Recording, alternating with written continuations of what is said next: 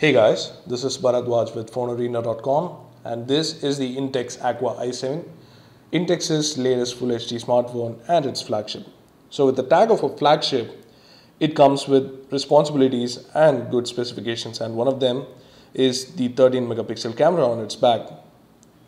So the 13 megapixel camera is pretty normal these days for mid-range flagships like, for example, the Canos Turbo, the Canos 4, and various other devices like the Zolo Q1000S. But not all the cameras have been good. Is this camera good? That's what we're going to find out today with the camera review of the Intex Aqua i7. So let's dive in. The phone has a 5-inch Full HD screen and runs on Android 4.2. So literally you can open up the camera interface from the lock screen. And straight away you can notice that the user interface is really similar to what we saw in the Intex Aqua HD. This is not the normal MediaTek camera interface. This is a custom UI that Intex phones use. So basically this UI is pretty simple, but not that usable. We'll tell you why. So there's a toggle for the stills and the video and the front facing camera at the top right. You have the shutter button that takes a photo with a burst when you click and hold on it. You have got the thumbnail that will take you to the gallery, or you can just slide open and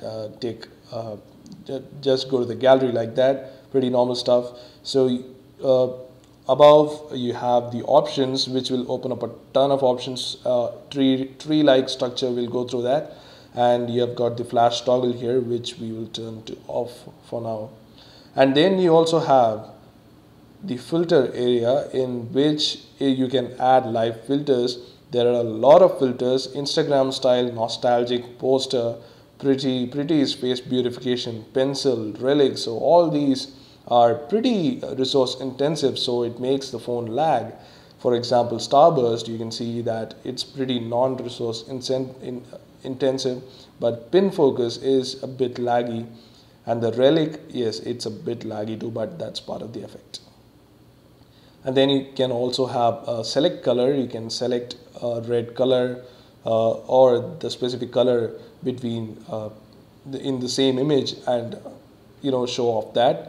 And there's also the part color. You have bake, sepia, negative, and all the normal effects that you get with many point and shoot cameras.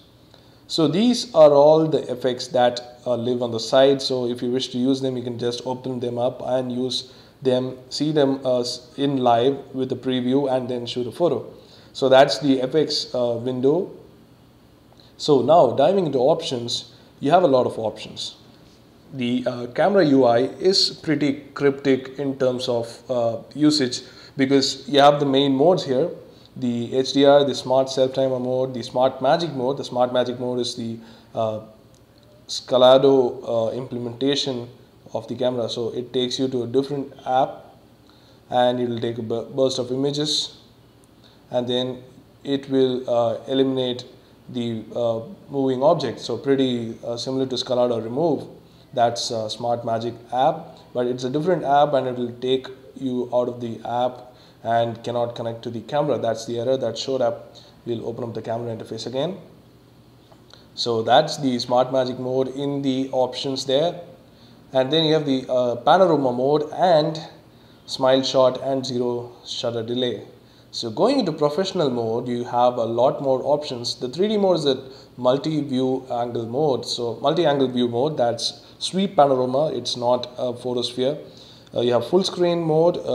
That's 13 megapixel, and you can change to 4:3 or 16:9 with the options here. 10 megapixel is 16:9. You have face detection, capture mode, scene modes, white balance, and more. You can go into camera settings and even further change the exposure, the sharpness, hue, saturation, brightness, and even ISO. So all these options are not really accessible in the camera immediately. Unlike the other cameras, there are no sidebars here, so not a lot of options are visible to the user, which makes it easier as well as tough for people who want to fool around with the settings. So anyway, that's the camera UI for you. Changing into the video mode will change into the video mode and show you different options for video. You have microphone on or off, and in professional video mode you can see the time-lapse interval, color effects, white balance, and even more camera settings, which will take you to electronic image stabilization, and the video quality, which is set to fine at 1080p 30 fps.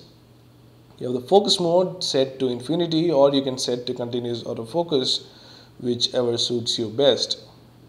So those are all the options that you get in the video mode. You can see that you can focus and take a video or vice versa. So you can even choose to keep the video light on or off. So the front facing camera is a 5 megapixel unit and can take 720p video. It's okay and average, not really great. So that's the whole UI of the Intex Aqua i7's camera. Now let's move on to talk about the performance, the camera performance specifically. We have taken a lot of photos in several settings, including indoor, outdoors, in daylight and in low light, and we have several samples for macro and HDR too. So let's talk about them. First, you can take a look at the samples in daylight.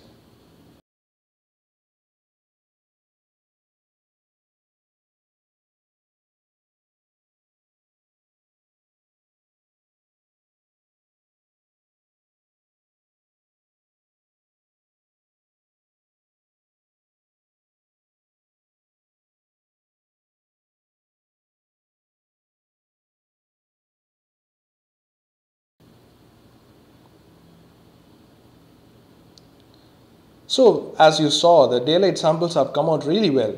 The photos, all the photos have nice colors, true to life colors, and have taken with really nice details. So the 13 megapixel camera shows that you can capture a lot of details. So for example, you can zoom in to the end and even see the details of the buildings there. But what impressed us more is the HDR mode. So take a look at a few HDR samples of the same normal photos that we had and see for yourselves how it is.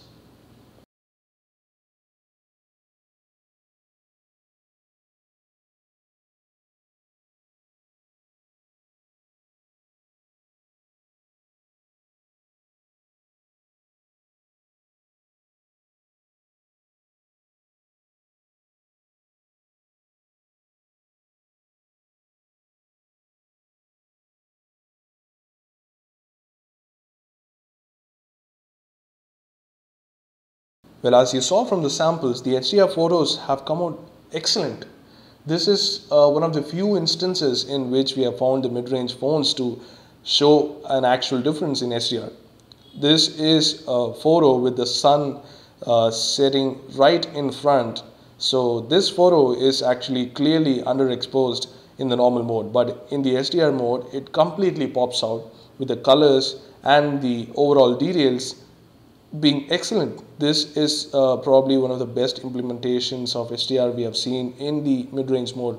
Now, we have seen better implementations of HDR in higher end devices, but this is certainly the first time we have seen it in the mid-range. So hats off to Intex for having done that, because we haven't seen that kind of performance even in Intex Aqua HD or perhaps other cameras too. So that's a good thing. The HDR mode is really good. So if you are keen at taking photos, then it is better that you take them in HDR mode. But slightly going back to the normal photos, you can see that some of the photos are looking really good, but the details, even though they are good, have some amount of sharpening. That's pretty normal and really not really something of a concern, but still we can see that the HDR photos handle it much better, even though it is doing some amount of edge sharpening here. So yeah, we are pretty satisfied with HDR, but what about other conditions? What about macro and low light? So first take a look at some macro samples.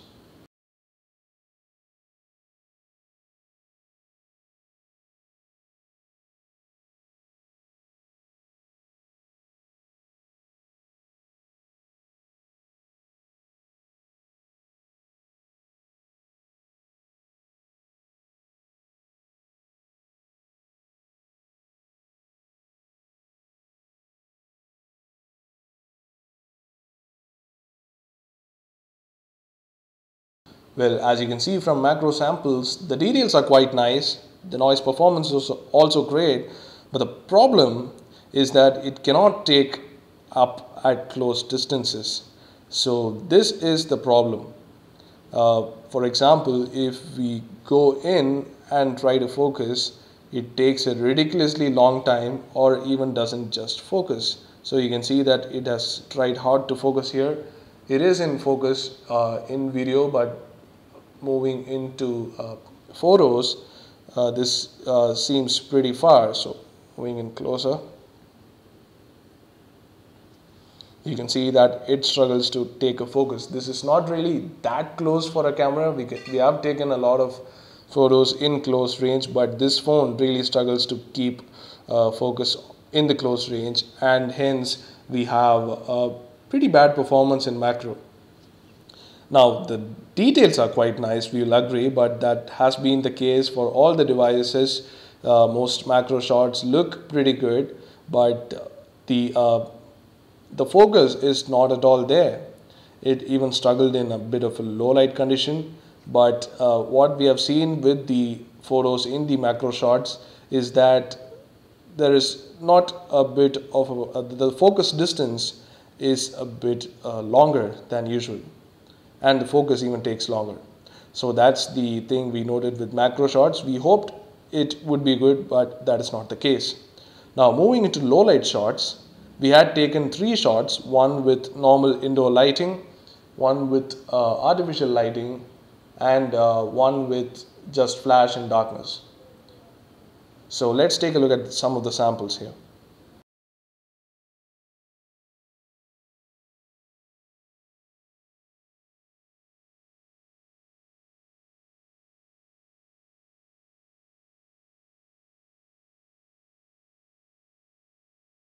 Well, as you saw from the samples, the low light performance is not bad at all. This is an indoor shot that was taken with artificial fluorescent lighting, and you can notice a bit of a color noise, but the details are very much preserved and the photo has come out well. This photo, although taken in very low light conditions with just a small 0 watts bulb on the top of this artificial bokeh, but you can notice a lot of color noise coming up here. So that's one thing we noticed, and the flash kind of fails. So you can notice the ambient light there, but the flash covers only this part of the area and captures the photo. The details might be there, but it's over sharpened and not really good in our opinion. So that's the camera performance, the stills performance in daylight, macro and low light. Overall, we think we like this phone's camera because it captures pretty much nice details and colors in most conditions. The low light is not bad either. You won't take a lot of shots in extreme low light. You'll be taking a lot of indoor shots. So that have come out really well. The colors are nice and the balance is pretty nice. So yeah, the camera performance is above average on the Intex Aqua i7 and highly recommended for using the HDR mode. This is pretty highly recommended from me personally, because using the HDR mode has taken consistently better photos than the normal. Now moving into video, the video sample we have taken here in the outside. You can take a look at that right now.